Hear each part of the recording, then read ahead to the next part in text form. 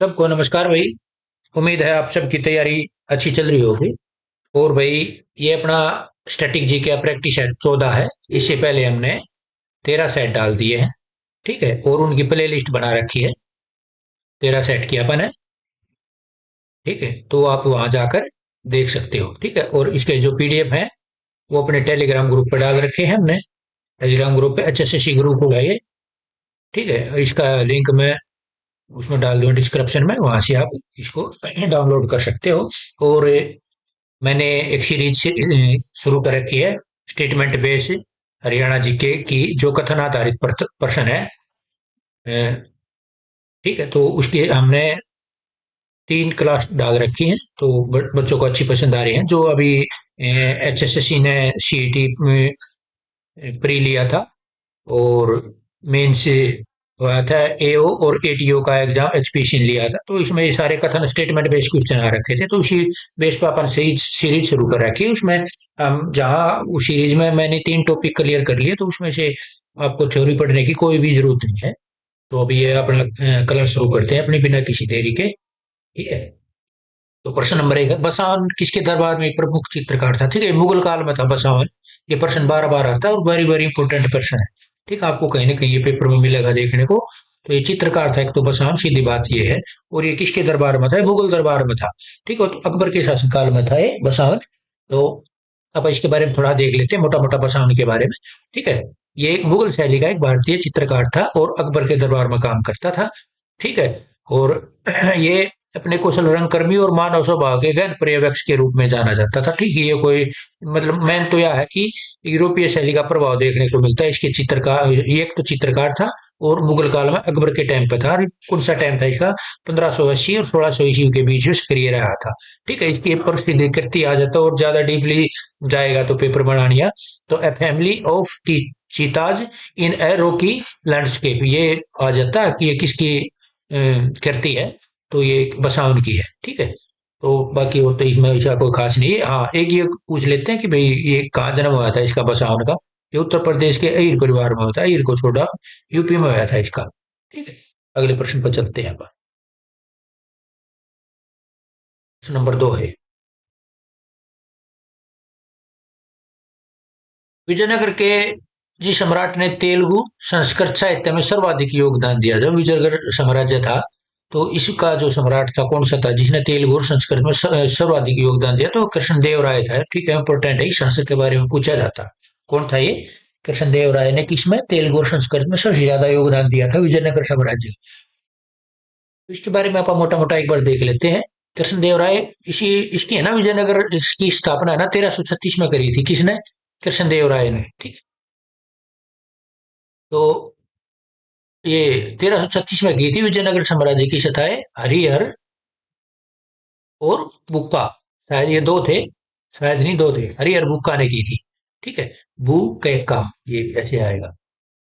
ठीक, हरिहर और बुक्का, ये दो थे जिसने 1336 में विजयनगर साम्राज्य की स्थापना करी थी। तो इसकी इसी का इसी में साम्राज्य में एक शासक था यो, पर ये पूछ लेते हैं। और इसने 1509 से 29 तक शासन किया था। ठीक है, और इसने अपने जो कृष्णदेव राय थे ना, ठीक है, 8 कवियों की एक दरबार में 8 कवियों की एक वो करी थी इसने, वो बनवाई थी इकट्ठे करके। जैसे अकबर के उसमें 9 रत्न थे ना, तो इसने 8 कवियों की एक वो गठन करा था, जिसको अष्टदिग्गज बोलते हैं। ठीक है, जैसे अकबर के टाइम पर 9 रत्न बोलते थे, तो इसमें अष्टदिग्गज, ये प्रश्न आता है, बहुत बढ़िया प्रश्न है। ठीक है, अष्टदिग्गज थे ये। ठीक है, और इसकी एक ये बुक है तेलुगु भाषा में। एक तो इसकी भाषा पूछते हैं कि कौन सी भाषा में लिखी हुई है। अमुक्त मलयाद, माल्याद। ठीक है, अमुक्त माल्याद, ये एक इसकी रचना है। किसकी? कृष्णदेव राय की। ठीक है, किसने लिखी थी? अमुक मल्लाद, ये कृष्णदेव राय ने लिखी थी, और तेलुगु भाषा में लिखी थी। ठीक है, और विजयनगर साम्राज्य का जो शासक था 1336 में साम्राज्य की हरिहर और बुक्का ने खोज करी थी। ठीक है, तो और इसको है ना कुछ उपाधि मिली हुई थी। ठीक है, एक तो आंध्र भोज की उपाधि, ये वेरी वेरी इंपॉर्टेंट पर्सन है, बार बार आया है। और अभिनव भोज की मिली थी। ठीक है, 2 उपाधि मिली हुई थी इसको। तो कृष्णदेव राय के बारे में तकरीबन प्रश्न पेपरों में आ ही जाता है। एक तो आंध्र भोज और अभिनव भोज। ठीक है, ये तो उपाधि थी, मिली थी इसको। है, और अमुक्त मल्याद तेलुगु भाषा में थी, और इसी ने लिखी थी। ये 1336 में ये आ गया। ठीक है, अगले प्रश्न पर चलते हैं। निम्नलिखित में से कौन राज्य सूची का विषय है? ठीक है, मतलब तीनों मत है, राज्य सूची का विषय कौन सा है? ठीक है, तो ये लोक व्यवस्था, लोक व्यवस्था है, ये राज्य सूची का विषय से उल्टी का प्रश्न है तो आ जाता है कभी कभी। इसके बारे में थोड़ा हाथ देख लेते हैं हम, कौन से विषय और है। ठीक है, तो राज्य सूची के मुख्य विषय एक तो सार्वजनिक व्यवस्था, ठीक है, जो अपन ऊपर पढ़ा है इसको यही बोल देते हैं। पुलिस, खासकर पुलिस के बारे में पूछते हैं राज्य सूची। स्थानीय सरकार, सार्वजनिक व्यवस्था, कृषि, ठीक है, जेल, पशुपालन, सिंचाई, मत्स्य पालन, भूमि, भवन प्रकर और शराब की खरीद बिक्री आदि। ठीक है, ये सारे विषय, इनके ऊपर केवल राज्य सरकार ही कानून बना सकती है। ठीक है, हालांकि राष्ट्रीय महत्व के कुछ मामलों में केंद्र सरकार भी कानून बना सकती है, मतलब केंद्र सरकार तो और आल है, वो कुछ भी कर सकती है। लेकिन ये विषय क्या है? ये राज्य सूची के हैं। ठीक है, आगे चलते हैं। चौथा प्रश्न, ये एक प्राणहिता नदी है। ठीक है, ये बहुत बढ़िया प्रश्न है। ये चारों नदी आप याद कर लेना, कृष्णा, ब्रह्मपुत्र, कावेरी और गोदावरी। Very very important. इनमें से किसी एक की सहायक नदी पूछी लेते हैं तो यहाँ पर ट्रिक से करवा देंगे। ठीक है, ठीक है, तो प्राणहिता किसकी नदी है? तो ये आंसर है इसका सी। किसकी है? गोदावरी की है। तो गोदावरी के बारे में थोड़ा आप देख लेते हैं। प्राणहिता गोदावरी की सबसे बड़ी सहायक नदी, सबसे बड़ी है, ध्यान रखना। यह नदी वर्धा, वेनगंगा, पेनगंगा, ठीक है, ये तीनों भी गोदावरी की सहायक नदी है ये। ठीक है, लेकिन ये जो प्राणहिता है, नदियों के संगम से बनती है ये प्राणहिता। कौन सी नदी? वर्धा, वेनगंगा और पेनगंगा, और ये महाराष्ट्र और तेलंगाना में राज्य में बहती है। ठीक है, समझ गए? गोदावरी की प्रमुख सहायक नदी है, गोदावरी नदी प्रणाली में एक प्रमुख सहायक नदी है, कौन सी? प्राणहिता। और इसके बेसिन का लगभग ये छोटो इतना। ठीक है, अन्य सहायक नदियां देख आ गया ना, प्राणहिता, वर्धा, वेनगंगा। ठीक है, ये प्राणहिता है, वर्धा, वेनगंगा, ठीक, और पेनगंगा। ठीक है, वेन, पेन, वर्धा, प्राणहिता, ये चारों आती है। वेरी वेरी इंपॉर्टेंट है, इनको पूछते हैं बार बार। ठीक, कहाँ बहती है नदी? महाराष्ट्र और तेलंगाना राज्य से होकर गुजरती है। ठीक है, प्राणहिता, वर्धा, वेनगंगा, पेनगंगा, वेनगंगा, पेनगंगा, प्राणहिता, वर्धा, ये चारों किसकी हैं? गोदावरी नदी की। ठीक है, सहायक नदी है। समान ऊंचाई वाले बिंदुओं को मिलाने वाली रेखाएं आइसोहाइट्स। ठीक है, ऊंचाई तो हाइट्स आ गया ना इसमें, तो इनके बारे में थोड़ा देख लेते हैं, आंसर भी है इसका। देखो, आइसोहाइट होती है समबारिक। ठीक है, हिंदी में समबारिक, ये एक काल्पनिक रेखा जो मानचित्र पर समान ऊंचाई वाले बिंदुओं को जोड़ती है। ठीक है, किसको जोड़ती है? समान ऊंचाई वाले बिंदुओं को जोड़ती है। ठीक है, और आइसोबार, ये बार दाब, ठीक है, समदाब, ऐसे ट्रिक बनानी। हाइट से ऊंचाई, यहाँ समबारी का हाइट है ना, हाइट से आप यहाँ ऊंचाई कर लेना। ठीक है, और बार ये यहाँ दाब कर लेना। ये एक काल्पनिक रेखा जो मानचित्र पर सामान्य वायुमंडलीय दबाव वाले स्थानों को जोड़ती है। ठीक है, ये इंपॉर्टेंट है। और आइसोहेट, ठीक है, ये समवर्षा रेखा, ये समान वर्षा, देखो इसमें आया जाता है समान वर्षा वाले स्थानों को। तीनों इंपॉर्टेंट है, बार बार पेपरों में आई हुई है। ठीक है, इसलिए मैंने थोड़ा डिटेल ही डाल दी।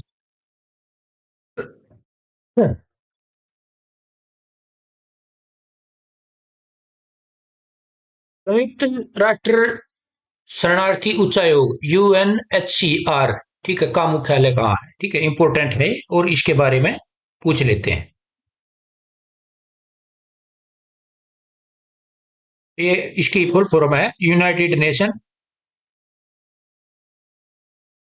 High commissioner for refugee. ठीक है, United nation high commissioner for refugee. ठीक है, United nation high commission for refugee. ठीक है, तो इसका मुख्यालय कहाँ है? इसका जनेवा में है। जनेवा कहाँ है? स्विट्जरलैंड। ठीक है, जनेवा कहाँ है? स्विट्जरलैंड है। तो इसके बारे में थोड़ा आप देख लेते हैं, ज्यादातर कहाँ है, कब बना और के काम है। यूएनसीएचएससीआर का अर्थ है शरणार्थियों के लिए संयुक्त राष्ट्र उच्चायुक्त। ठीक है, यह एक संयुक्त राष्ट्र की एजेंसी है, यूएनओ की, यूनाइटेड नेशन की। ठीक है, और जो दुनिया भर में शरणार्थी, विस्थापित आबादी और राज्यविहीन लोगों की रक्षा करती है और उनकी सहायता करती है। ठीक है, इसका मुख्य उद्देश्य उनके अधिकारों की सुरक्षा करना और बेहतर भविष्य देना। ठीक हो गया काम इसका। ठीक है, इसका पूरा नाम ये हो गया। इंग्लिश में इसकी फुल फॉर्म ये देख लेना, आ जाती है। स्थापना ये देखना। ठीक है, जनेवा स्विट्जरलैंड में इसका मुख्यालय है, हेडक्वार्टर। और 1950 में इसकी स्थापना हुई थी। कहाँ है? यूएनएचसीआर, 1950 में स्थापना, हेडक्वार्टर जनेवा स्विट्जरलैंड। और किसके लिए कार्य करती है? शरणार्थियों के लिए। ठीक है, क्योंकि ये इसकी फुल फॉर्म में आ गया।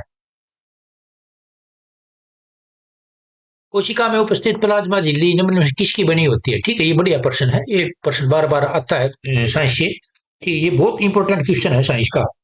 तो प्लाज्मा झिल्ली किसकी बनी होती है? तो ये प्रोटीन की और लिपिड की। ठीक है, ये दोनों है आंसर, ए और सी।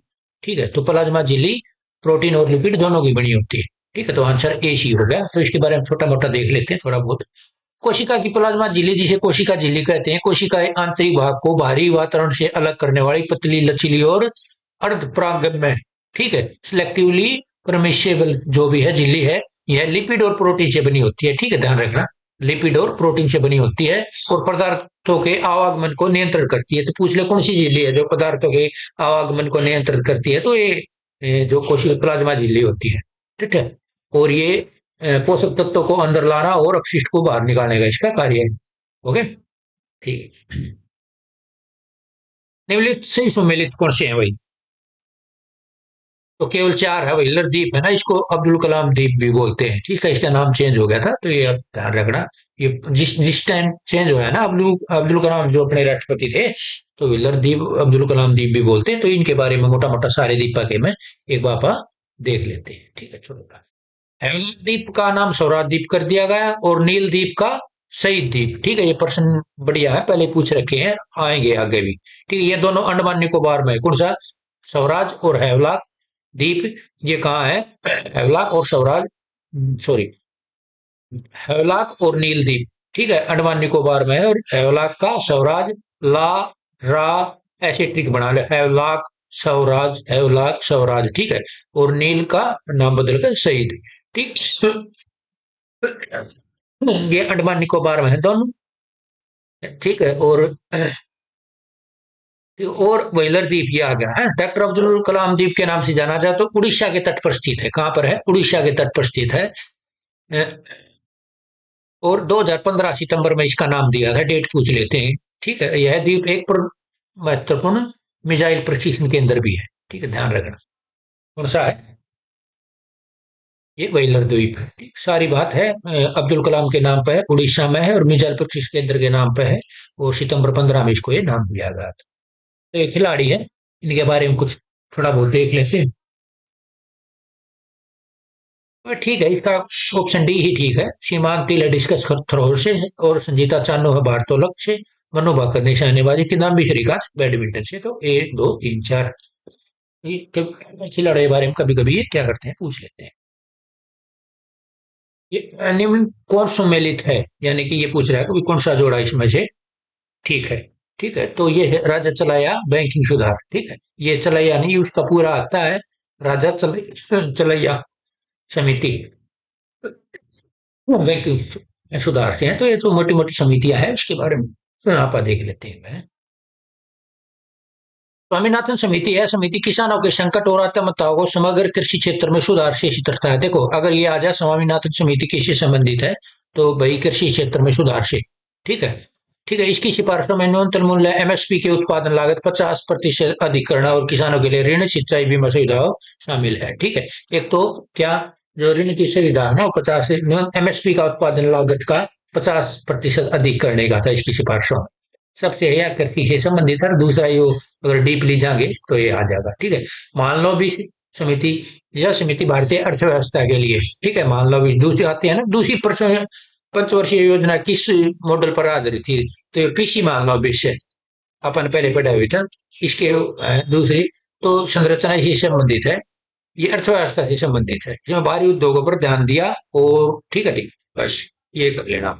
चलाया, ये समिति भारतीय बैंकिंग सुधार से आधुनिक बनाना, इसको इसी बैंकिंग प्रणाली में मतलब कुछ का सुझाव दिया भाई, थोड़ा ठीक ठाक काम होना चाहिए, जो भी कुछ सुधार कर सकते हैं। और जानकी रमन समिति यह वित्तीय क्षेत्र से, ठीक है, किससे? देखो, जानकी वित्तीय से, चलैया बैंकिंग सुधार से, मान लो भी अर्थव्यवस्था से, और स्वामीनाथन कृषि से। ठीक है, स्वामीनाथन जो ये हरित क्रांति का जो पहला अध्यक्ष था ना, हरित क्रांति का जो इंडिया में, ठीक है, हरित क्रांति जो भारत में पहला अध्यक्ष था, वो एम एस स्वामीनाथन था। वैसे तो वर्गीस कुरियन था, अगर वर्गीस कुरियन था, वर्गीस कुरियन। ठीक है, लेकिन अब यह है कि इंडिया में कि जो क्रांति थी उसका पहला अध्यक्ष कौन था? M S Swaminathan. इसका पूरा नाम एम एस स्वामीनाथन है। ठीक है, तो ये हो गया चारों समितियां, एक बार देख लेना, ये याद हो जाएगी। निम्नलिखित में कौन सत्य का सत्य नहीं है? ठीक है, नहीं और है, इनमें थोड़ा पच्चा पचल होता है, प्रश्न गलत कर देता है, तो थोड़ा इसका ध्यान रखना आप। ठीक है, तो प्रश्न ये भी ठीक नहीं है। आभासी प्रतिबिंब को पर्दे पर प्राप्त किया जा सकता है ना? नहीं, इसको प्राप्त नहीं किया जा सकता। जो आभासी प्रतिबिंब है ना, उसको पर्दे पर प्राप्त नहीं किया जा सकता। ठीक है, ये सत्य नहीं है। बाकी ठीक है, वास्तविक प्रतिबिंब वस्तु की अपेक्षा उल्टा बनता है, यो भी ठीक है। वास्तविक प्रतिबिंब को पर्दे पर प्राप्त किया जा सकता है, यो भी ठीक है। और आभासी प्रतिबिंब वस्तु की अपेक्षा हमेशा सीधा बनता है, ये भी ठीक है। तो इसके बारे में एक यो गलत है बस। ठीक है, तो आंसर ये है, और इसके बारे में थोड़ा अंतर नीचे देख लेते हैं। आभासी प्रतिबिंब वर्चुअल इमेज जो है होता है, जो पर्दे पर प्राप्त नहीं किया जा सकता। देखा हो गया, आ गया ना? यह हमेशा सीधा होता है, और प्रकाश किरणें वास्तव में नहीं मिलती, बल्कि मिलती हुई प्रतीत होती हैं। उदाहरण के लिए समतल दर्पण में हमें हमारा चेहरा एक आभासी प्रतिबिंब है, जो हमेशा सीधा होता है और यह पर्दे पर नहीं उतारा जा सकता। ठीक है, विलयन जब न तो अम्लीय होता है न क्षारीय, तो इसका रंग किसा हो है? ठीक है, ध्यान रखना कि जो लिटमस विलयन होता है, जो न तो अम्लीय होता है न क्षारीय, तब यह किस रंग का होता है? बढ़िया प्रश्न है। विलयन से बार बार प्रश्न आता है, तो यह बैंगनी कलर का होता है। ठीक है, तो इसके बारे में एक बार आप थोड़ा बहुत देख लेते हैं। लिटमस विलियन एक प्राकृतिक रंजक है, जिसे लाइकेन से निकाला जाता है।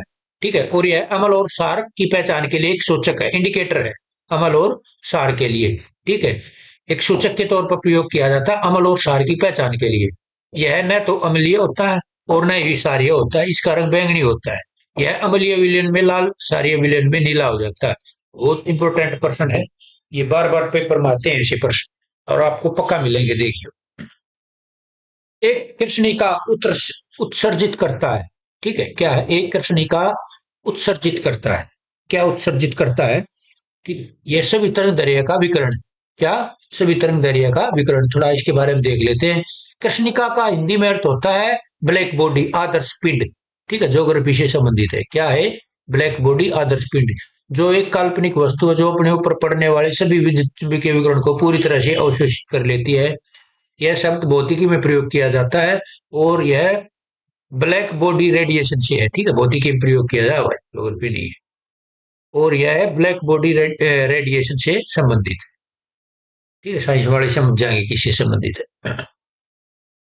राज्य के अधीन लाभ का पद धारण करने वाला कोई व्यक्ति, किसा? राज्य के अधीन लाभ का पद धारण करने वाला कोई व्यक्ति किसी विदेशी राज्य से कोई भेंट, उपलब्धि या पद, भेंट, उपलब्धि, पद निम्नलिखित में से किसकी पूर्व अनुमति के बिना नहीं ले सकता? ये क्या बोल रहा है कि कोई भी व्यक्ति है जो लाभ, राज्य के अंदर लाभ के पद पे है, लाले कोई गवर्नमेंट कर्मचारी ही लगा लो, ठीक है, गवर्नमेंट कर्मचारी लगा लो, तो वो किसी जो विदेशी राज्य है ना, उनसे ना तो कोई भेंट ले सकता, ना उपलब्धि, ना पद, चुप अपने आप अपनी मर्जी है।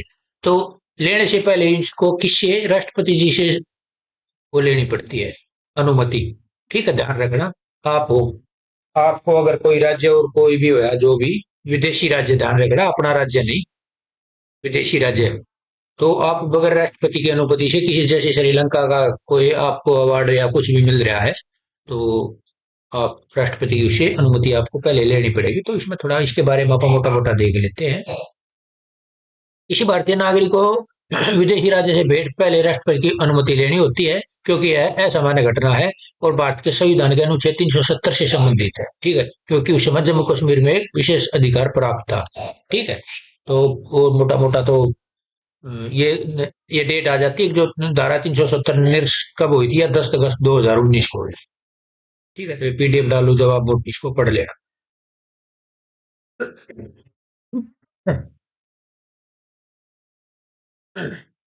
निम्नलिखित में से किसने राज्य के नीति निर्देशक तत्व एवं मूल अधिकारों को संविधान की मूल आत्मा कहा है?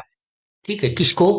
किसने जो राज्य के नीति निर्देशक तत्व है ना, और मूल अधिकार, मतलब तत्वों को भी और मूल अधिकारों को भी संविधान की मूल आत्मा, ये बोला किस आदमी ने भाई इन दोनों को संविधान की मूल आत्मा कहा है? तो ग्रैनविल ऑस्टिन था कोई। ये कौन था ये? ग्रेनविल ऑस्टिन था, इसने ये बात कही थी कि भाई मूल आत्मा है राज्य के निर्देशक तत्व, नीति निर्देशक तत्व और मूल अधिकार, ये संविधान की मूल आत्मा है। तो ये थोड़ा उनके बारे में देख लेते हैं यहाँ पर मोटा मोटा।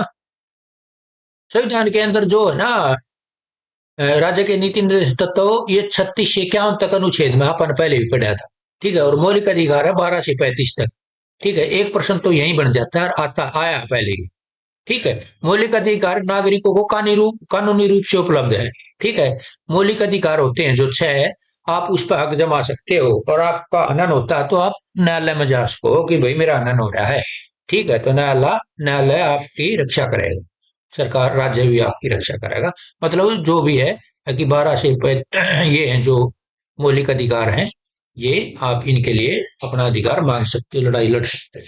ठीक है, फिर जबकि नीति निर्देशक तत्व राज्य के लिए सामाजिक और आर्थिक न्याय सुनिश्चित करने के लिए है। जो सामाजिक और आर्थिक न्याय सुनिश्चित करने के लिए, जिन्हें कानूनी रूप से लागू नहीं किया जा सकता, आप जबरदस्ती नहीं कर सकते, नहीं। जो सुविधा आपको 36 से 51 आर्टिकल में है ना, आप उनके लिए जबरदस्ती नहीं कर सकते। ठीक है, तो ये अनुच्छेद 36 से 51 वे सिद्धांत है जिनका राज्य को एक कल्याणकारी राज्य बनाने के लिए पालन करना चाहिए। ठीक है, और अनुच्छेद, उदाहरण के तौर पर अनुच्छेद 43 में कुटीर उद्योग को बढ़ावा देता है, 47 स्वास्थ्य और पोषण को बढ़ावा देता है, और 48 पर्यावरण की रक्षा संबंधी, ये मैंने पहले भी कई बार डाल दिए अनुच्छेद, और इनकी अब क्लास भी बढ़िया लिया होंगे याद करण की। ठीक है, तो मौलिक अधिकार के बारे में मोटा मोटा एक बार देख लें। भाई मौलिक अधिकार 12 से 35 है, आपको सबको पता है। ठीक है, 6 मौलिक अधिकार हैं, पहले 7 थे। ठीक है, तो वो संपत्ति का अधिकार था, उसको कानूनी अधिकार बना दिया। अगर आर्टिकल 301 ए में है शायद, वो अभी 1 में। ठीक है, तो एक बार देख लेते हैं। जो समता का अधिकार है ना, ठीक है, वो 14 से 18 है। क्या है? समता का 14 से 18, स्वतंत्रता का 19 से 22। ठीक है, समता 14 से 18, स्वतंत्रता 19 से 22, शोषण 23-24। ठीक है, धार्मिक स्वतंत्रता 25 से 28, और संस्कृति और शिक्षा संबंधी अधिकार 29 से 30, और संवैधानिक उपचारों का अधिकार ये 32। ठीक है, तो ये, इसका कोई दिक्कत नहीं है, आप याद करवा देंगे, प्रैक्टिस भी इतनी करवा देंगे कि आपको परेशान होने की जरूरत नहीं पड़ेगी। बार बार जो चीज, देखो प्रैक्टिस क्या होती है, बार बार हम जिस चीज को पढ़ेंगे बार बार हमारी आंखों के सामने आएगी। आज भी आ गई, एक दिन छोड़ के फिर आ गई, 2 दिन छोड़ कर फिर चौथे दिन आ गई, तो आपको ये आइडिया लग जाएगा। हाँ, ये तो फिर अब आपके पास 4 ऑप्शन आएंगे पेपर में, तो आप उस 3 ऑप्शन को पहचान कर चौथा अपना टिक कर दोगे। तो इतनी बड़ी बात नहीं है, डरने की जरूरत नहीं है। निम्नलिखित में से किसकी नियुक्ति राष्ट्रपति द्वारा नहीं की जाती? ठीक है, बढ़िया प्रश्न है।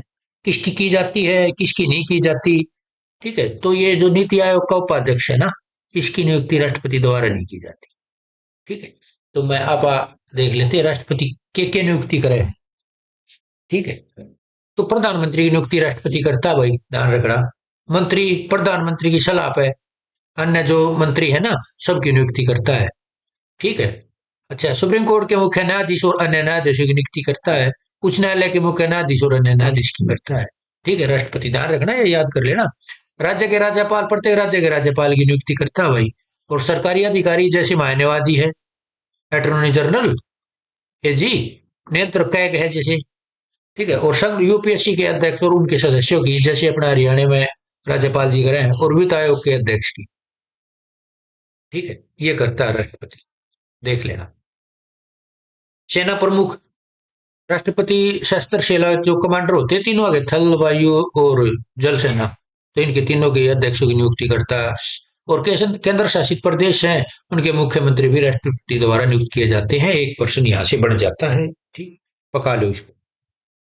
निम्नलिखित में से एक विधेयक राष्ट्रपति की पूर्व अनुमति के बिना संसद में पेश नहीं। देखो, कुछ ऐसे विधेयक होते हैं जो बगैर अनुमति के पेश किए जाते हैं, कुछ ऐसे होते हैं जैसे अनुमति लेनी पड़ती पहले, जी हम ये पेश कर रहे हैं। तो इसमें सबसे पहले धन विधेयक है। ठीक है, ये बार बार आता है और पुराना प्रश्न। ठीक है, अब भाई कौन सा है ऐसा? तो एक तो धन विधेयक आ गया इसमें। ये तो सिंपल है, आपने पहले ही पढ़ा होगा कि नए राज्यों के निर्माण अथवा वर्तमान राज्यों की सीमा, देखो नए राज्य बनाना और जो बन रहे हैं उनकी सीमा परिवर्तन करना, ये भी लेना पड़ा है। और जिस कराधान से राज्य का हित हो, उस कराधान पर प्रभाव डालने वाले विधेयक। ठीक है, जिससे मतलब राज्य के हित में कोई सा कराधान हो। तो ये तीनों है, तो उपरोक्त सभी इसका ये आंसर होगा। ठीक है, तो इसके बारे में थोड़ा बहुत देख लेते हैं। राष्ट्रपति के बाद ही कुछ विधेयक को संसद में पेश किया जाता है, जैसे धन वित्तीय और ऐसे विधेयक जो राज्य क्षेत्रों सीमाओं के नाम बदलाव करते हो। दोनों सदनों में पारित के बाद से विधेयक को अधिनियम बनाएगी राष्ट्रपति की अंतिम स्वीकृति की आवश्यकता होती है। ठीक है, राष्ट्रपति की पूर्व अनुमति। ठीक है, आगे धन विधेयक आ गया, वित्तीय विधेयक आ गया, राज्य से संबंधित विधेयक आ गए। ठीक है, तीनों हो गए। और राष्ट्र की अंतिम स्वीकृति वाले, ठीक है, अंतिम स्वीकृति वाले सभी विधेयक, चाहे वो साधारण विधेयक हो, धन विधेयक हो या संवैधानिक संशोधन विधेयक हो, दोनों सदनों द्वारा पारित होने और राष्ट्रपति के भेजे जाने के बाद उन्हें कानून बनाने के लिए अंतिम स्वीकृति की आवश्यकता होती है। ठीक है, और राष्ट्रपति की स्वीकृति, राष्ट्रपति विधेयक पर हस्ताक्षर करके उसे कानून बना सकता है या वीटो कर सकता है। ठीक है, ये कि जे पॉकेट होती है इसकी, जे बोलते हैं इसको, पॉकेट वीटो। और सबसे पहले पॉकेट वीटो का इस्तेमाल, एक क्वेश्चन आता है किस राष्ट्रपति ने किया था, तो मैं इसको देख लूंगा। बेन सिंह, ये ग्रुप में घेर दूंगा मैं। पुनर्विचार के लिए वापसी देखो, यदि धन विधेयक, यदि विधेयक धन है, विधेयक नहीं है, तो राष्ट्रपति से पुनर्विचार के लिए संसद को वापस भेज सकता है। यदि संसद उसे पारित फिर पारित करती है, राष्ट्रपति से स्वीकृति देनी पड़ती है। धन विधेयक को राष्ट्रपति वापस नहीं कर सकता। ठीक है, ये ध्यान रखें। तो ये बढ़िया प्रश्न है, इससे एक आधा प्रश्न आ जाता है। ठीक है, निम्नलिखित में से किस अनुच्छेद के तहत राज्यपाल किसी विधेयक को राष्ट्रपति के लिए आरक्षित रखता है? बढ़िया प्रश्न है, बार बार आता है। तो अनुच्छेद 201 के अनुसार राज्यपाल है ना, किसी विधेयक को राष्ट्रपति के लिए आरक्षित रख सकता है। ठीक है, तो इसके बारे में अपन थोड़ा देख लेते हैं। राष्ट्रपति की अनुमति के बाद ही कुछ विधेयक को संसद में पेश किया जाता है, जैसे धन विधेयक। अच्छा अच्छा, अपन है यहाँ भी ये आ गया, यहाँ भी आ गया है। चलो कोई नहीं। न्यूक्लियर रिएक्टर में मॉडरेटर का कार्य क्या होता है? ठीक है, न्यूक्लियर रिएक्टर में मॉडरेटर का कार्य क्या होता है? बढ़िया प्रश्न है, 19 बार बार आता है। न्यूट्रॉनों को, लोड को, जो न्यूट्रॉन होते हैं ना, उसके लोड को कम करता है कौन? मॉडरेटर। जो न्यूक्लियर रिएक्टर होते हैं उसमें मॉडरेटर होता है, वो न्यूट्रॉनों के लोड को कम करता है, उसका यही काम है। साइंस वाले बच्चे जानते होंगे इसमें बढ़िया तरीके। C6H12 यानी CHO 612 6। ठीक है, में सी का की ऑक्सीकरण संख्या क्या है? ठीक है, बढ़िया प्रश्न है, इसे इसे आ जाए तो जीरो है इसकी। ठीक है, ये जो इसके फार्मूले होते हैं साइंस वाले वो देख लेना, जिसके साइंस समझ में आती है रट्टे मार रहे हैं। 612 6, CHO, सी की ऑक्सीकरण संख्या 6। निम्न में से कौन सी ग्रंथि रक्तचाप को नियंत्रण करती है? ठीक है, तो ये अधिवृक्क ग्रंथि है, ये रक्तचाप को नियंत्रण करती है। तो बाकी ग्रंथियों के बारे में आप देख लेते हैं, प्रश्न आ रखा है पहले भी होता है, वेरी वेरी इंपॉर्टेंट प्रश्न। थायराइड, अधिवृक्क और अग्नाशय अंतःस्रावी तंत्र की मुख्य है। सबसे पहला प्रश्न तो ये है, ये तीनों अंतःस्रावी तंत्र के मुख्य अंग है। थायराइड और ग्रंथि रक्तचाप को नियंत्रण करती है। अधिवृक्क ग्रंथि और नहीं, ये क्या है? चयापचय। अच्छा, चयापचय अपचय को नियंत्रण करती है। अधिवृक्क ग्रंथि रक्तचाप और तनाव प्रक्रिया को, कार्य को नियंत्रण करती है। अग्नाशय रक्त शर्करा के स्तर को, ठीक है, अग्नाशय रक्त में जो शर्करा है, मतलब चीनी है, मिठास है, उसको। और ये तनाव को, अधिवृक्क और रक्तचाप और तनाव को, और ये ये तो थायराइड तो इतना आता है नहीं। थायराइड, थायराइड ग्रंथि गर्दन में स्थित होती है। जब चयापचय विकास और वृद्धि को नियंत्रण करती है, जैसे थायरोडिक्सिन T4 और ट्राई आयो डायोरोनिन, ट्राई आयोडो थायरोनिन। ठीक है, तीन उसमें पढ़ो इसको। ट्राई आयोडो थायरोनिन T3 का उत्पादन करती है। ये सिर्फ प्रश्न ये आता है कि इसमें से T4 और T3 का उत्पादन कौन करती है? थायराइड ग्रंथि करती है। ठीक है, ये प्रश्न बनता है इसमें। अधिवृक्क ग्रंथि एड्रिनल ग्लैंड प्रत्येक गुर्दे के ऊपर होती है। यह कोर्टिसोल, एल्डोस्टेरोन और एड्रेनालाइन जैसे हार्मोन उत्पादित करती है। इन आ जाता है ये हार्मोन कौन सी ग्रंथि उत्पादन करा है? अधिवृक्क ग्रंथि करती है, एड्रिनल ग्रंथि, जो रक्तचाप, चयापचय और तनाव के प्रति शरीर की प्रतिक्रिया को नियंत्रण करती है। ठीक है, ये भी करती है। अग्नाशय पेट के पीछे एक मिश्रित ग्रंथि है जो पाचन में मदद करती है। ठीक है, और इंसुलिन और ग्लूकागन जैसे हार्मोन, ठीक है, ये बार बार आता है। तो ग्लूकागन हार्मोन कौन सी ग्रंथि उत्सर्जित कराए या अग्नाशय कराए? पेंक्रियाज। ठीक है, तो ये ध्यान रखना, बढ़िया प्रश्न है। और थैलेमस, ये मस्तिष्क का एक भाग है, न कोई ग्रंथि, यह संवेदी मोटर संकेत रिले करने के लिए जिम्मेदार है। ठीक है, थैलेमस के बारे में प्रश्न आता, बार बार पूछा जाता है। निम्न में से कौन अमल और वस्तु दोनों के रूप में आचरण करता है? किसमें अमल और वस्तु दोनों के रूप में आचरण कौन करता है? तो बढ़िया प्रश्न है, ये बार बार पूछा गया है। तो सारे करे हैं ये, NH3, H2O और AlOH3। ठीक है, देख लेना क्या क्या है। ठीक है, ये तीनों है ना, अमल और वस्तु दोनों के रूप में आचरण करते हैं। विद्युत संयोजक, सह संयोजक और उप सह संयोजक तीनों बंधन उपस्थित होते हैं, किसमें होते हैं भाई? वेरी वेरी इंपॉर्टेंट प्रश्न। ठीक है, तो NH4Cl में, ठीक है, NH4 और Cl में उपस्थित होते हैं। आदर्श गैस के लिए समीकरण पी वी बराबर NRT में गैस शीतलांक का मान निर्भर करता है। साइंस वाले बच्चे इसको अच्छी तरह समझेंगे। तो इसका आंसर है डी, माप की इकाई पर। ठीक है, माप की इकाई पर। आदर्श गैस एक काल्पनिक सैद्धांतिक गैस है जिसके कण बिना किसी अंतःक्रिया के स्वतंत्र रूप से गति करते हैं और इनका कोई आयतन नहीं होता। वास्तविक गैस जैसे कि नाइट्रोजन, ऑक्सीजन सामान्य परिस्थितियों में आदर्श गैस का नियम का पालन करती है। यह नियम वास्तविक गैसों के व्यवहार को अच्छा अनुदान प्रदान करता है, अनुमान। और इसका मुख्य समीकरण है, देख लेना, PVNRT, आदर्श गैस का, इसका आदर्श गैस का ये समीकरण देख लेना, ये समीकरण पूछ लिया अगर है। निम्न में से किसमें श्वसन प्रक्रिया संपन्न होती है? ठीक है, बढ़िया प्रश्न। जो श्वसन प्रक्रिया है किसमें संपन्न होती है? तो पहले तीनवा में होगा।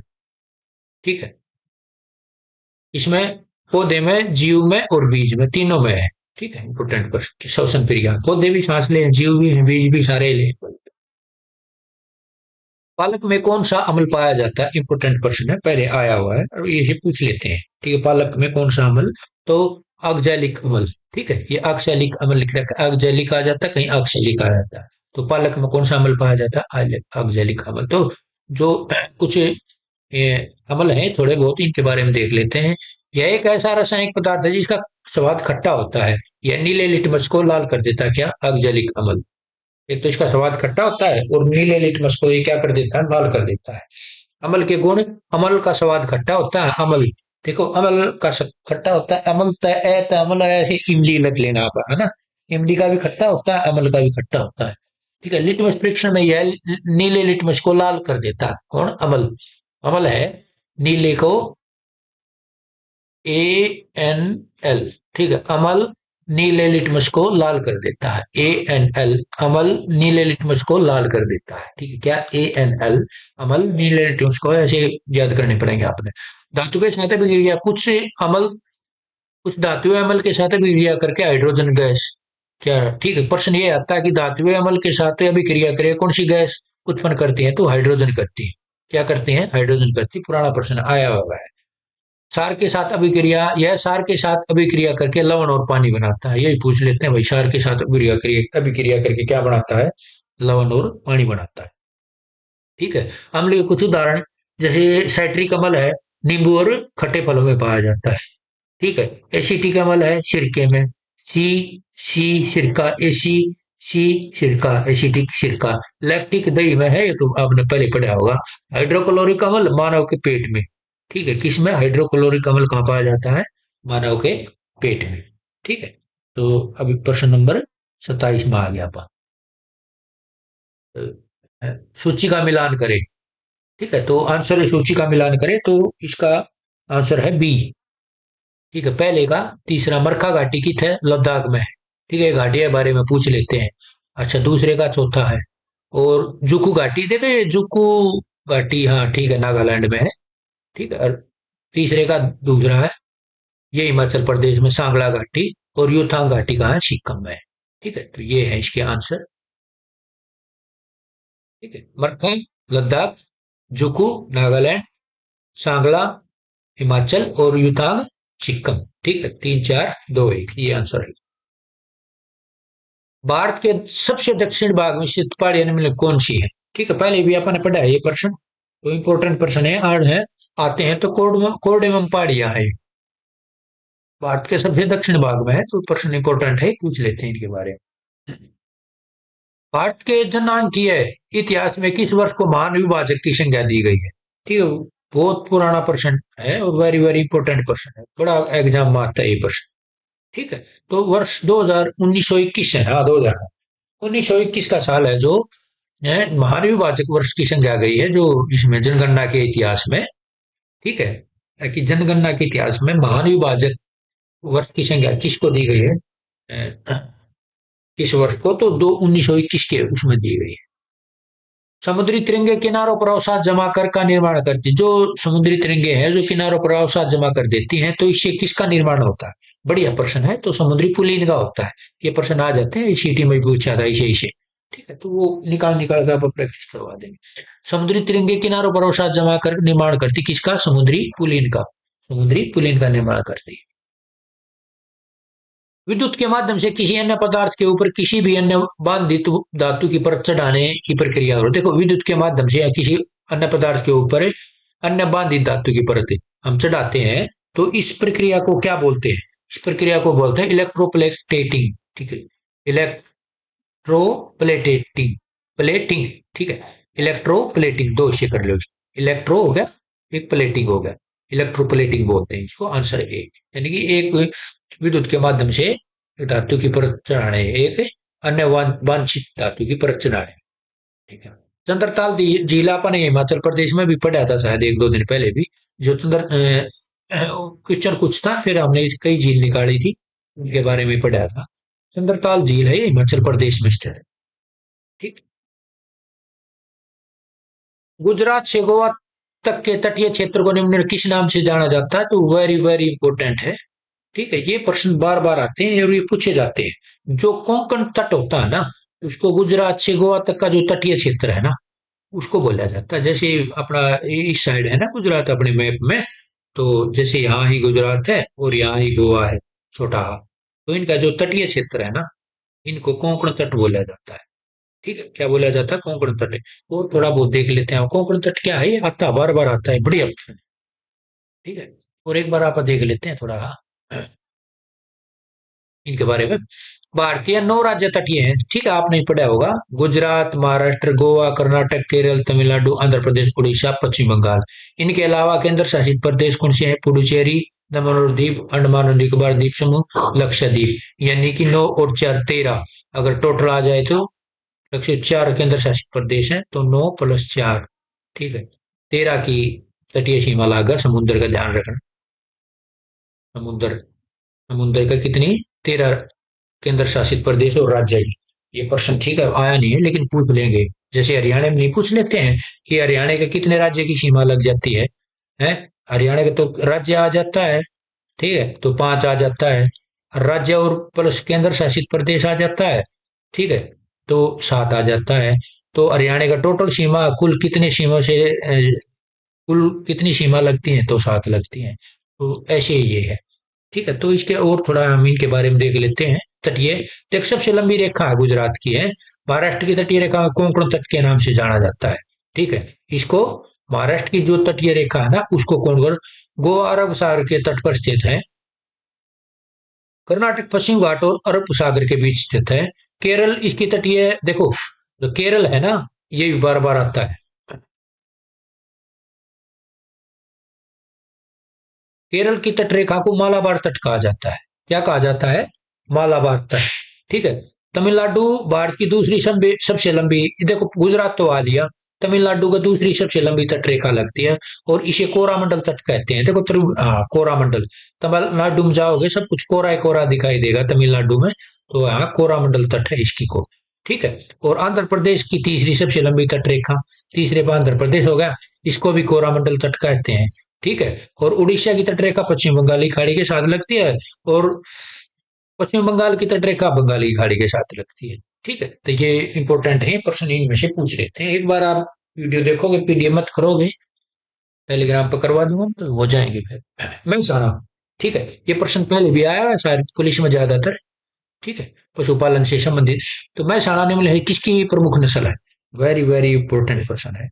ठीक है, मैसाणा तो भैंस की नस्ल है, आपने पहले भी पढ़ा होगा। तो थोड़ा भैंस की नस्ल के बारे में आप देख लेते हैं। ठीक है, भारत में वैसे प्रमुख नस्लें हैं जिसमें मुर्रा अपने हरियाणा में, सुरती, जफराबादी, महसाणा, भदावरी, नागपुरी शामिल है। इन नस्लों को उनकी दूध क्षमता और विशिष्ट शारीरिक विशेषताओं के आधार पर पहचाना जाता है। मुर्रा हरियाणा में और पंजाब में पाई जाने वाली नस्ल है। यह अपने घुमावदार सींगों के कारण जानी जाती है और उच्च वसा व दूध के लिए प्रसिद्ध है। ठीक है, मुर्रा के बारे में तो प्रश्न आ ही जाता है पेपर में। ठीक है, प्रश्न ये आया था कि इनमें से एक पूछा था शायद जफराबादी। ठीक है, ये पूछा था पेपर में कि ये भाई कौन से राज्य में पाई जाती है। तो आप देख लेना, सारे राज्य की मैंने लिख रखे हैं। दिल्ली पुलिस में, हरियाणा पुलिस में प्रश्न आया था। सूरती है जो भैंस की नस्ल है गुजरात में। सूरत है ना गुजरात की राजधानी। ठीक है, सूरत गुजरात में है। राजधानी कौन सी है? सूरत अहमदाबाद है शायद। अहमदाबाद। कई दिन हो गए देखे। तो सूरती है तो सूरत गुजरात का शहर है। तो आप इसे ट्रिक बना देते हैं। मजबूत है, ऐसा आकार की सींगों के लिए जानी जाती है। जफराबादी ये भी गुजरात में पाई जाती है। ये सबसे बड़ी भैंसों में से एक। महसाणा, भैया महसाणा शहर भी, ये मैंने ख्याल आ गया जफराबाद भी गुजरात में है। महसाणा सूरत का तो पता है, जफराबाद भी यही गुजरात में। ठीक है, नस्ल है जो मुर्रा और सुरती का मिश्रण है। आ जाएगी कौन सी ऐसी नस्ल है जो मुर्रा और सुरती का मिश्रण है? या महसाणा है, क्योंकि महसाणा को सूरत को तो मैं अच्छी तरह जानता। भदावरी ये उत्तर प्रदेश में है। ठीक है, दूध की वसा सबसे ज्यादा होती है इसमें। भदावरी उत्तर प्रदेश पर, नागपुरी नागपुर महाराष्ट्र में। तो आप इसकी ट्रिक बना लेना। ठीक है, तो इसके अलावा अन्य नस्ल, ठीक है, भारत में पंडरपुरी ये भैंस की, चिल्का, कालाखंडी और नीली रावी ये भी भैंस की नस्ल है। लेकिन आज तक पेपर में देखी यहाँ पर है। ठीक है, ये आई है। तो ये अच्छे से कर लेना, कौन से राज्य में पाई जाती है, कौन सी भैंस की नस्ल है। ये कुछ राष्ट्रीय उद्यान है भाई। ठीक है, तो इसके बारे में अपन है करना है, कौन सा कहा है। ठीक है, तो आंसर इसका सी है। 3 4 2 1। ठीक है, तो बुक्सा तो ये है पश्चिम बंगाल में है। ठीक है, और शिमलीपाल उड़ीसा में है। ठीक है, और नागरहोल भितरकनिका ये अपन पढ़े थे कर्नाटक में है। और नोकरेक मेघालय में। वेरी वेरी इंपॉर्टेंट है चारों। ठीक है, ये प्रश्न बार बार आए हैं ये। ठीक है, इनके बारे में वेरी वेरी इंपॉर्टेंट। ठीक है, इनके बारे में बहुत पूछा गया। बुक्सा पश्चिम बंगाल में, शिमलीपाल उड़ीसा में है, नोकरेक मेघालय में और नागरहोल कर्नाटक में। ठीक है, ध्यान रखना ये बार बार आए हैं। तो थोड़ा और थोड़ा इनके बारे में इंपॉर्टेंट से है कुछ, आप देख लेते हैं। ठीक है, कुछ मैं तो प्रमुख अभ्यारण्य है। जिम कॉर्बेट उत्तराखंड में भारत का सबसे पुराना है। आपने पहले ही पढ़ा होगा, बार बार पढ़ते आ रहे। काजीरंगा ये असम में एक सींग वाले गेंडों ये आता है। काजीरंगा एक सींग वाले गेंडों के लिए प्रसिद्ध है। ठीक है, रणथंभौर ये राजस्थान में है, बाघों के लिए प्रसिद्ध है। ठीक है, ध्यान रखना ये बात, राजस्थान का सबको पता है, बाघों के लिए। सुंदरवन पश्चिम बंगाल में है। ये मैग्रोव वन और रॉयल बंगाल टाइगर के लिए प्रसिद्ध है। ठीक है, और पेरियल केरल में है। ये हाथी और शांत वातावरण, ठीक है, ये हाथी से संबंधित है। पेंच ये मध्य प्रदेश में है। पेंच क्या है कि ये मध्य प्रदेश और महाराष्ट्र दोनों की सीमा पर है। ठीक है, बाघों की आबादी के लिए प्रसिद्ध है। गिर गिर गुजरात में, एशियाई शेरों के लिए। पुराना प्रश्न बार बार आता है। मानस ये भी असम में, जंगली भैंस आदि के लिए बाघों का घर है। और डच्ची गम राष्ट्रीय उद्यान जम्मू कश्मीर में है। वेरी वेरी इंपॉर्टेंट, सारे इंपॉर्टेंट है वही, सारे पूछे गए हैं, कोई भी पूछ सकते हैं। ठीक है, और ये डच्ची गांव आ जाता, कहीं ग्राम आ जाता, आप कुछ भी कर लेना इसमें। ये जम्मू कश्मीर में एक तो ये कर लेना। लेकिन ये हुंगल कश्मीरी हिरण के लिए प्रसिद्ध है। ये प्रश्न बार बार आता है कि हुंगल कश्मीरी हिरण के लिए प्रसिद्ध कौन सा राष्ट्रीय उद्यान है? तो डची ग्राम है। ठीक है, कहाँ है? जम्मू कश्मीर में। ठीक, वेरी वेरी इंपॉर्टेंट। ठीक है, एक तो ये आ जाता है हुंगल के लिए। एशियाई शेरों के लिए गिर आता है, एशियाई शेरों के लिए पूछते हैं। पैंच है ये कहाँ है, इसकी जगह पूछते हैं। और पेरियर ये कहाँ है, इसकी भी जगह पूछते हैं। सुंदरवन ये मैग्रोवन और रॉयल बंगाल टाइगर के लिए प्रसिद्ध है, इसका ये पूछते हैं। रणथंभौर इसका पूछते हैं कौन से उसमें है, स्टेट में। और एक सिंग वाला गैंडे के लिए कौन सा प्रसिद्ध है, इसकी इसमें ये पूछते हैं। ठीक है, जिम कॉर्बेट सबसे पुराना, इसका सबसे पुराना करके पूछते हैं। जो मैंने टिक करे है ना, तो ये चीजें पूछते हैं। ठीक है, आगे चलते हैं अब। ये है कैंटरबरी है, ये घास का मैदान है। ठीक है, कैंटरबरी ये घास का मैदान है, ये न्यूजीलैंड में। ठीक है, तो ये किस देश में पाया जाता है कैंटरबरी? ये घास का मैदान है, न्यूजीलैंड के अंदर है। तो थोड़ा घास के मैदान है, ये इंपॉर्टेंट से आ जाते हैं पेपर में, अपन देखने को मिलते हैं। इसके बारे में अपन देख लेते हैं। देखो पिरियरी उत्तरी अमेरिका का है, सबसे फेवरेट है, बार बार पूछा जाता है। एक घास का मैदान है और इसके भाग को स्टेपी भी कहा जाता है। ठीक है, प्रश्न क्या आता है, किस घास के मैदान को स्टेपी भी कहा जाता है? तो प्रेयरी जो उत्तर अमेरिका में है। ठीक है, किस घास के मैदान को स्टेपी कहा जाता है? प्रेयरी घास के मैदानों को स्टेपी कहा जाता है। ये प्रश्न बन का आता है। ठीक है, ये पूछा गया। पंपास अर्जेंटीना, ब्राजील और उरुग्वे में फैला है, इसे दक्षिण अमेरिका का हृदय कहते हैं। ये प्रश्न आते हैं कि दक्षिण अमेरिका का हृदय किस घास के मैदान को कहते हैं? तो पंपास। किसको? पंपास को। ठीक है, स्टेपी। ठीक है, ये स्टेपी मध्य एशिया और पूर्वी यूरोप, ये कोई वेल्ड। ठीक है, यह दक्षिण अफ्रीका का है, बार बार पूछा जाता है। ठीक है, वेल्ड सारे इंपोर्टेंट है, मैं तो बता रहा हूँ, लेकिन जो मैं टिक कर रहा हूँ वो ज्यादा इंपोर्टेंट है। ठीक है, सवाना, ये भी अफ्रीका के घास का मैदान है। ठीक है, डाउन्स, देखो मैंने ट्रिक बताई थी कि जो ऐसे अपना विश्व का नक्शा नहीं था, तो ऑस्ट्रेलिया यहाँ है नीचे, सबसे नीचे। ठीक है, तो ये डाउन में है ना पूरे नक्शे, आप देखा वर्ल्ड के नक्शे में, तो ऑस्ट्रेलिया सबसे डाउन में है। तो मैंने बताया था कि जो डाउन्स घास के मैदान है ना, वो ऑस्ट्रेलिया में पाया जाता है।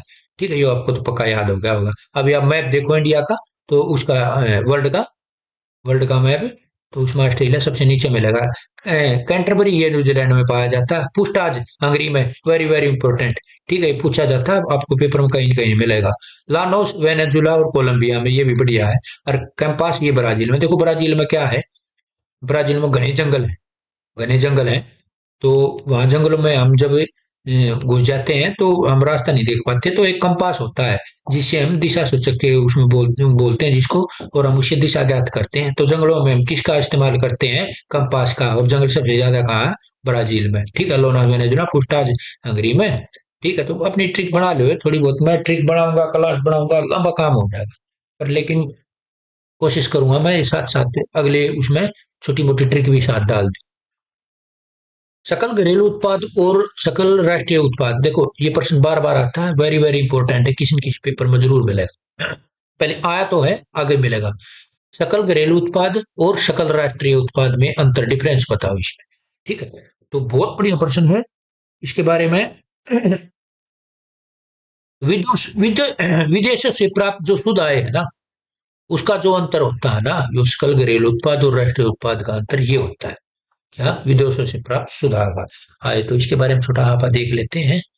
ठीक है, ये थोड़ा इकोनॉमिक्स के बच्चे ज्यादा इसको समझ पाओगे। जीडीपी है, ग्रोस डोमेस्टिक प्रोडक्ट, या कहीं सकल घरेलू उत्पाद, किसी देश की सीमाओं के भीतर उत्पादित सभी वस्तुओं और सेवाओं का कुल बाजार मूल्य होता है, ये जीडीपी।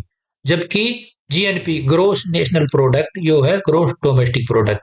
जीएनपी यानी कि सकल राष्ट्रीय उत्पाद, किसी देश के निवासियों द्वारा घरेलू और अंतर्राष्ट्रीय सतह पर उत्पादित सभी वस्तु और सेवाओं का, देखो ये तो किसी देश की सीमा के भीतर है, और किसी देश के निवासियों द्वारा घरेलू और अंतर्राष्ट्रीय, ये दोनों है। ठीक है, ये तो देश देश के भीतर है, ये देश के भीतर और देश के बाहर। ठीक है, तो जीएनपी की गणना जीडीपी के उद्देश्य से प्राप्त शुद्ध आय को जोड़कर की जाती है, जिसमें देश के नागरिक विदेश में जो कमाते हैं और देश के भीतर विदेशी नागरिक द्वारा कमाया जाता है, उसका अंतर शामिल होता है। देख लो, समझ जाइयो आप कि फंडा है, तो इसके बारे में मोटा मोटा देख लेना, ये जीडीपी क्या है और जीएनपी क्या है। ठीक है, ये इसके सूत्र हैं, फॉर्मूले हैं, ये आ जाते हैं प्रश्न बार बार। विश्व रंगमंच दिवस कब मनाया जाता है? ये वेरी वेरी इंपॉर्टेंट प्रश्न है। मैं पूरे डे इंपॉर्टेंट और उनके थीम ये करवा दूंगा, ये पूछ लेते हैं। और अच्छा सी तो एक डे तो उठाती है, एक क्वेश्चन तो घेरे देती है। तो 27 मार्च को विश्व रंगमंच दिवस मनाया जाता है। तो रंगमंच दिवस 27 मार्च को मनाया जाता है, तो इसके बारे में थोड़ा बहुत आप देख लेते हैं। ठीक है, विश्व रंगमंच दिवस 2025 को 27 मार्च को मनाया गया, जिसका थीम रंगमंच और शांति की संस्कृति। क्या है? रंगमंच और शांति की संस्कृति थी। यह दिन कला और मनोरंजन के माध्यम के रूप में भक्तों को, ठीक है, यह शांति और आपसी सब, ठीक है ठीक है। इसे 1961 में अंतरराष्ट्रीय रंगमंच संस्थान द्वारा शुरू किया गया था। कब? 1961 में। किसने अंतरराष्ट्रीय रंगमंच संस्थान? थीम के है, डे यो है। एक, एक दो तीन, ये तीन चीज इंपॉर्टेंट है, इसने भी कर लियो करो तो। निम्न में से कौन सा शब्द लॉन टेनिस से संबंधित है? स्मैश, स्ट्रोक, चेंज और इन, ये गेम से संबंधित आ गया, तो गेम से भी पूछ लेते हैं कभी कभी प्रश्न। ठीक है, तो एक, तीन और चार। ठीक है, तो ये स्मैश, चेंज और इन, ये तीनों लॉन टेनिस से संबंधित है। ठीक है, ये निम्नलिखित में से कौन सा युग्म से सम्मिलित नहीं है, मतलब इसमें से नहीं है कौन सा। तो ये गुप्तचर संस्थाएं हैं देशों की, तो ये सावक नहीं है इराक से। बाकी मोसाद इजराइल की वेरी वेरी इंपॉर्टेंट पेपरों में मिलती है आपको। मुखबरात मिस्र की ये भी मिलती है, ठीक है। और नाइचो जापान की ये भी मिलती है आपको। और कुछ इंपॉर्टेंट है मैं आपको करवा देता हूँ, है हाँ ये रही है, ठीक है। देखो, विभिन्न देशों की प्रमुख गुप्तचर संस्था इस प्रकार है। भारत की तो आई भी है भाई, रहा है अपनी। अमेरिका की सीआईए है, फेडरल ब्यूरो एफबीआई है अमेरिका की। इजराइल की मोसाद है, पाकिस्तान की आईएसआई है, बार बार न्यूज में आती है। और यूके की है M60, ठीक है, M16। तो ये इंपॉर्टेंट है, इससे और भी ज्यादा वो भी आप टेलीग्राम ग्रुप में हमने घेर भी रखी है, तो वहां से आप जाके इसको कर सकते हो। अल्पकालीन शतलावशेषों में से किस एक स्थल से समुचित एवं व्यवस्थित जल निकासी प्रणाली मिली है भाई? कौन से मोहनजोदड़ो से मिली है, ठीक है। क्या समुचित एवं व्यवस्थित जल निकासी प्रणाली कहाँ से मिली है? मोहनजोदड़ो से, ठीक है। धोलावीरा की, देखो, इसमें धोलावीरा के बारे में क्वेश्चन काफी पूछे जाते हैं। ये धोलावीरा की प्रमुख विशेषता क्या है? विश्व की सबसे प्राचीन जल संरक्षण प्रणाली में से एक है, ठीक है। ये प्रश्न बार बार पूछा जाता है, किसकी जल योजना सबसे बढ़िया है? धोलावीरा की है। इसका विशाल आकार, तकनीकी अनूठी सार्वजनिक प्रणाली, ठीक, वस्तुकला। तो और तो इसमें ये इसके बारे में देख लेना आप मोटा मोटा, जो धोलावीरा के बारे में, के बारे में प्रश्न बार बार आ जाता है। इतना ज्यादा पढ़ने की जरूरत नहीं है, इनका प्रिंट मत निकलवाना आप, मैं वैसे ही इनकी प्रैक्टिस करवा दूँ, ठीक है। तो ये सुगवंश है ना जो तो इसका वर्णन इसमें से ये पूछ रहे हैं कि भाई किस में मिला है। तो एक तो नीति सार है, एक मत्स्यकटिकम इसमें, और मालविका, मालविका ग्रीमित्रम, ठीक है। और कथा सरित सागर, ठीक है। ऐसे पढ़ने पड़ेंगे लंबे अक्षर, ठीक है। तो इसका ये पूछ रहा है कि प्रश्न इसका वर्णन भाई कौन सी में है? तो ये मालविका गृहमित्रम इसमें है ये। तो इनके बारे में थोड़ा सुगवंश के बारे में आप मोटा मोटा देख लेते हैं। सुगवंश से प्राचीन एक राजवंश था जिसकी स्थापना 185 ईस्वी में मौर्य सम्राट भरत के सेनापति, ठीक है, पुष्यमित्र शुंग ने की थी। कब? 185 ईसा पूर्व। एक ब्रस्त मौर्य सम्राट था, ब्रस्त, बृहद्रथ, बृहद्रथ। और इसका सेनापति था पुष्यमित्र शुंग। इसने करी थी 185 में। 112 साल तक शासन किया इसने, देख लो, ठीक है। और ये आता है कि उन्होंने भारत पर कौन से वंश के टाइम आक्रमण करा था? तो शुग वंश के टाइम पे किया था, ठीक है, उन्होंने। और उन्होंने से इन्होंने बचाया था। और यह राजवंश मौर्य वंश के, देखो मौर्य वंश का जो एक क्वेश्चन ये आता है कि मौर्य वंश का आखिरी सम्राट कौन था?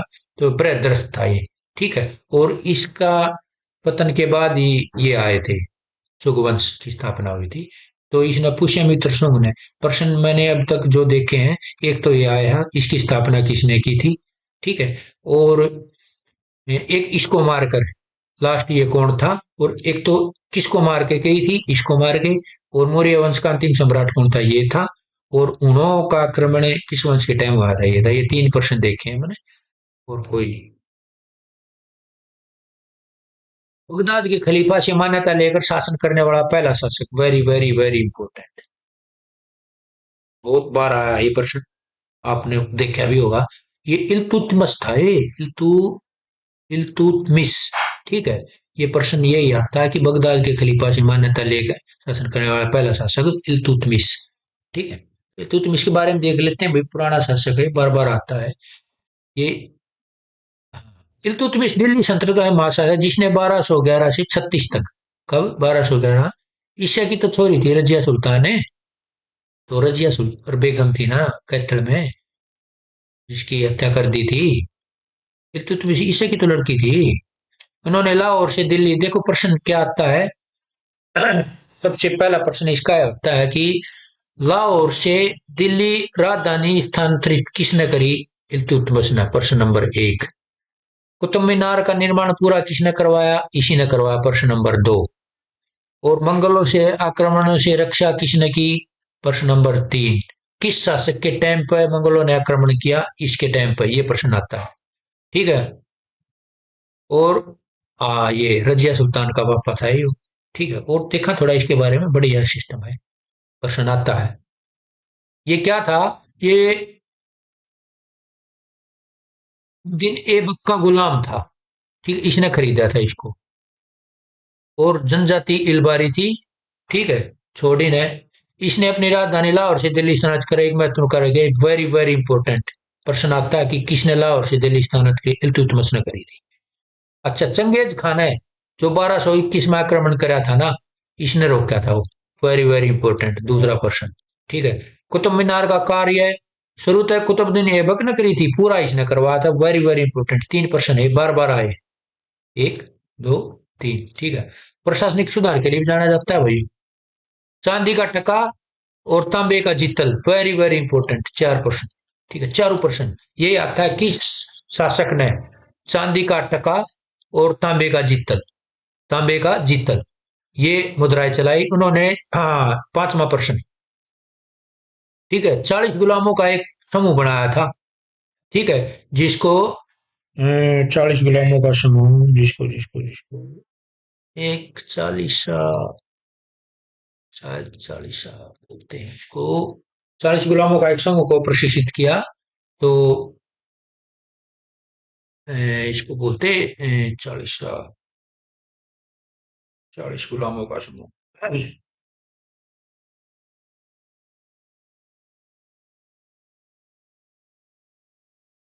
हाँ, ठीक है, इसको बोलते हैं, एक तो ये बोलते थे कि अ, दल चालीसा, दल चालीसा।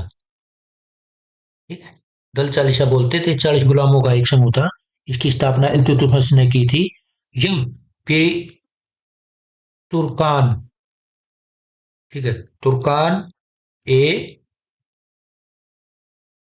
चिहलगानी। ठीक है, एक तो 40 दल चालीसा, या तुर्कान ए चिहलगानी, ये दो नाम थे इसके। या तो ये कर लो या ये कर लो। इसकी स्थापना किसने की थी? ठीक है, ये इल्तुतमिश ने की थी। बहुत बढ़िया प्रश्न है ये, वेरी वेरी इंपॉर्टेंट है। मैं आपको पक्का ये स्क्रीनशॉट ले लो, इसमें से एक प्रश्न कहीं ना कहीं पक्का मिलेगा, आप जो भी पेपर दोगे। ठीक है, आगे चलते हैं अब। ठीक है, तो शुभ, ये तो कोई खास नहीं था भाई। है, और इन्हें रजिया सुल्तान को बनाया था पहली महिला, ये तो अपने बेराए है। और शमसी, ये ज्यादा डीप जाएगा तो नासरी मदरसा और होजे शमसी जैसे कुछ महत्वपूर्ण भवनों का निर्माण कराया, ये कोई खास नहीं है। ठीक है, भारत छोड़ो आंदोलन के नेताओं को गिरफ्तार करने हेतु तो ब्रिटिश शासक द्वारा चलाया गया ऑपरेशन। ठीक है, वेरी वेरी इंपॉर्टेंट। ठीक है, जो भारत छोड़ो आंदोलन आया था 8 अगस्त, डेट आती है इसकी 1942। ठीक है, शुरू हुआ था ये।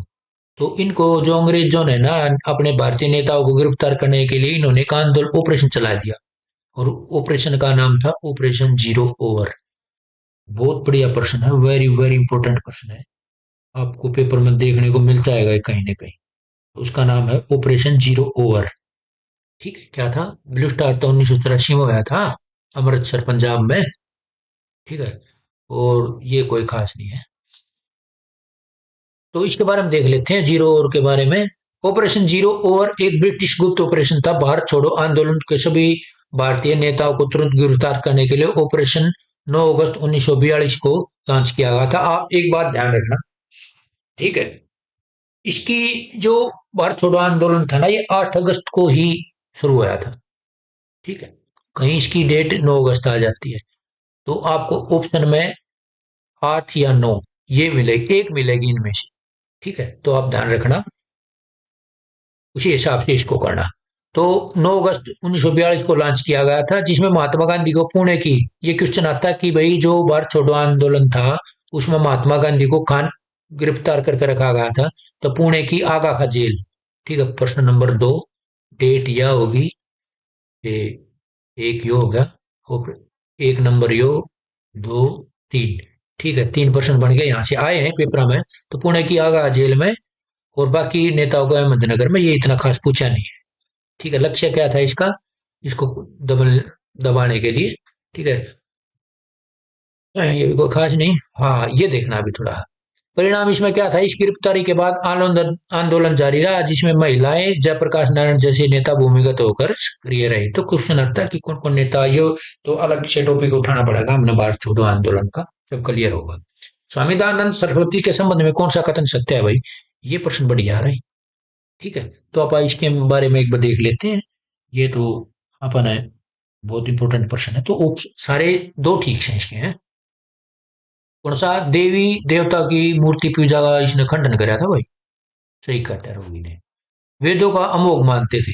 ठीक है, ठीक है, ये तो गलत है, तो एक और दो ठीक है। तो आप इसके बारे में थोड़ा एक बार देख लेते हैं। स्वामी दयानंद सरस्वती के बारे में तथ्य ये है कि आर्य समाज के संस्थापक थे भाई, ध्यान रखना। वेदों की ओर लौटो इसने नारा दिया था। ठीक है, 1%। दो, ठीक है, ये पेपर माय वर्ड है।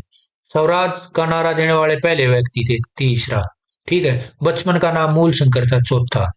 और उन्हें बाल विवाह, जातिवाद और अन्य सामाजिक कुरीतियों का विरोध किया, ध्यान रखना। ये प्रश्न जो निशान लगाए हैं पूछे हुए हैं। बचपन का नाम मूल शंकर, 1875 में आर्य समाज की स्थापना करी थी, कित करी थी, शायद बम्बई में या कलकत्ता में। ठीक है, मुंबई में करी थी। प्रमुख नारा वेदों की ओर लौटो। सबसे पहले स्वराज शब्द का इसी ने नारा दिया था। ठीक है, और सामाजिक सुधार, बाल विवाह, सती प्रथा जो कुरीतियां थी इसका अंत किया, जातिवाद छुआछूत के ये बिल्कुल खिलाफ थे।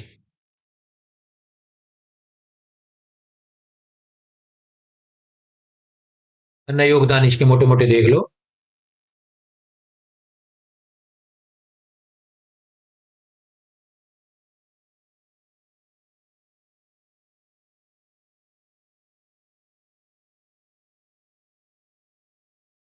और तो इसमें से कोई इतना आता नहीं, मैंने ये आते हैं इसके 7 प्रकाशिक बुक है यार।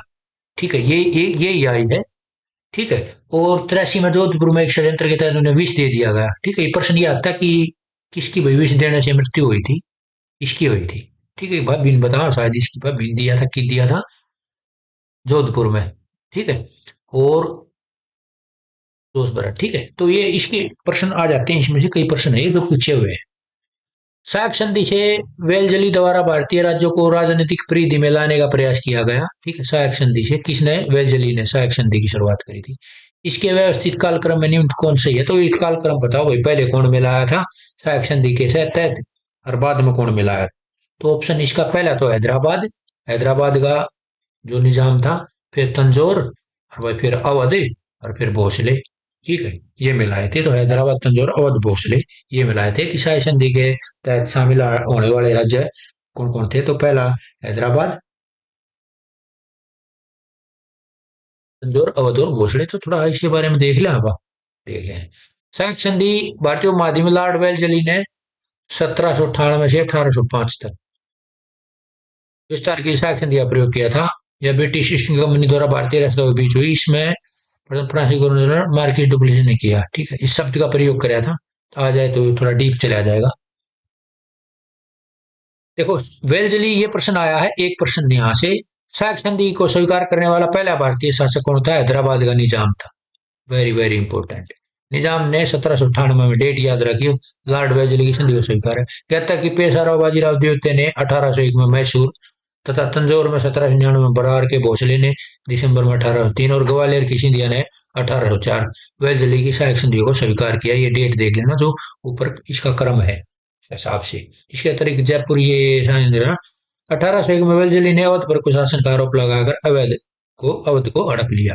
ठीक है, तो क्वेश्चन ये आता है कि 1801 में किस राज्य पर वेलजली ने कुशासन का आरोप लगाकर उसे हड़प लिया था, तो अवध को। ठीक है, अवध को हड़प लिया था इसमें, तो ये प्रश्न आता है। ठीक है, तो ये संधियां है कुछ, इसके बारे में आप मोटा मोटा देख लेते हैं कौन सा प्रश्न ठीक है, तो कौन सा नहीं है। तो नहीं हो रहा है, में फंसते हैं बच्चे। तो इसी नहीं, सिंध का विलय 1848 में नहीं है, बाकी ये कोई इतना खास नहीं है। झलकी की संधि आ जाती है 1752 में। तो इसमें प्रसिद्ध कश्मीर घाटी और डल झील अवस्थित है। देखो, एक तो कश्मीर घाटी और डल झील, ये कौन सी पहाड़ियों के बीच स्थित है, तो बढ़िया प्रश्न है, ये पूछ लेते हैं। तो वृद्ध हिमालय और पीर पंजाल जो पहाड़ी है ना, उनके बीच में कश्मीर घाटी और डल झील स्थित है। ध्यान रखना, वेरी वेरी इंपॉर्टेंट प्रश्न है, पूछ लेते हैं इन प्रश्नों को। ठीक है, पीर पंजाल हिमालय पर्वत माला का हिस्सा जो लघु हिमालय में स्थित है। पर्वत हिमालय एक सामान्य शब्द है, जबकि पीर पंजाब उस श्रृंखला का विशिष्ट नाम है जो हिमाचल प्रदेश और जम्मू कश्मीर जैसे राज्यों में फैली है। ठीक है, धौलाधार अन्य भरोसा भी मिल गई, को खास नहीं है। बात देखें, निम्नलिखित में से कौन एकाधिकार प्रतिस्पर्धा का की प्रकृति नहीं है? ये इकोनॉमिक्स का प्रश्न है, और जो सीईटी मेंस में इसी प्रश्न आओगे। ठीक है, तो एकाधिकार, पूरा अधिकार, ये सारे अपन देख लेंगे, प्रश्न डालेंगे। इकोनॉमिक्स में इतनी ठीक नहीं है मेरी। ठीक है, तो 49 नंबर प्रश्न का उत्तर है सजातीय उत्पाद, डी। ठीक है, निम्नलिखित में से कौन एकाधिकार प्रतिस्पर्धा की प्रकृति नहीं है? ठीक है, नहीं आ रहा है, वो सजातीय उत्पाद है इसकी। तो ये देख लेना भाई, एकाधिक प्रतियोगिता की विशेषताएं क्या है? उत्पाद विभेदीकरण, बाजार में प्रवेश की और निकास की कम बाधाएं, बाजार शक्ति, कई विक्रेता, प्रतिस्पर्धा विपणन, और उदाहरण शीतल पेय, ये जो भी है इसका। ठीक है, इन्हीं में से एक आ जाएगा। अब भाई ये एकाधिकार प्रतियोगिता की मुख्य विशेषता कौन सी है और कौन सी नहीं है, तो ये ऊपर ऊपर की आप देख लेना, नीचे उदाहरण देख लेना इसके बारे में। यदि सीमांत उत्पादकता बढ़ती जाती है तो यह दर्शाती है कि के दर्शावा है भाई, क्वेश्चन मार्क। ठीक है, तो ये दर्शाती है कि शीतल प्रतिपल का नियम। ठीक है, ये इकोनॉमिक्स वाले बच्चे हैं जो समझते होंगे। तो ये प्रश्न आ जाते हैं, सिलेक्टेड प्रश्न है। तो यहाँ अपने 50 क्वेश्चन पूरे हो गए। ठीक है, तो मैं क्लास हो गई है लंबी, तो अपनी क्लास खत्म करते हैं यहीं। देखो इसको, तो ज्यादा टाइम आपका लूंगा नहीं। ठीक है, बहुत बहुत धन्यवाद आप सबका।